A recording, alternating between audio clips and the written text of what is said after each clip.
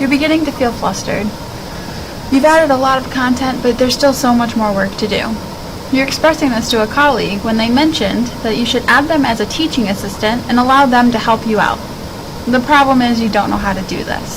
This video is going to walk you through how to add a user to your course, as well as how to determine who exactly can see the content in your course. To begin, in the control panel, we're going to select users and groups. Under that category, we're going to select users. This is a list of all of the users in your course, as well as their email addresses and roles. So for example, I have my username, first, last name, and I'm the instructor in this course. You'll be able to see all of your students' names as well as their student role, and if you have any teaching assistants, they will appear here. In addition, this is the only place that you can remove users from your course. To do this, you would select the checkbox next to their name and select Remove Users from Course. Please note that any user you remove from the course, all of their coursework will be permanently deleted. If a user drops your course, that's automatically updated through the registrar's office, and it's automatically populated and will reflect in Blackboard. So don't feel you have to go through and remove users.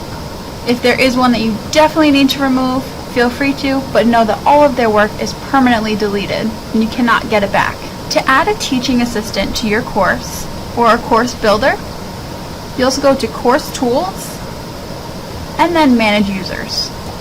Next, you'll select Add Users by Role. Along this tab, you can search for your user by their last name, first name, username, email address, or student ID number. If you already know their username, you can type it in the username text box, and then you'll need to select the role. We do not allow for any students to be added to your Blackboard shell without confirming with the registrar first. If a student is registered for your course, they'll automatically appear, but if you have a student sitting in on the course, auditing the course, just monitoring the course, you'll need to ask the registrar permission to add them to that course.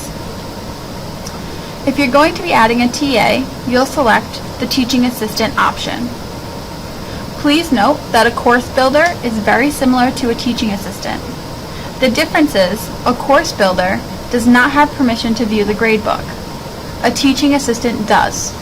So if you have a CLA, I recommend you add them as a course builder so they can see all course materials, but they're not able to see student grades. Once you've selected the role that you would like to add the teaching assistant as, whether it be a course builder or a teaching assistant, you'll select Submit.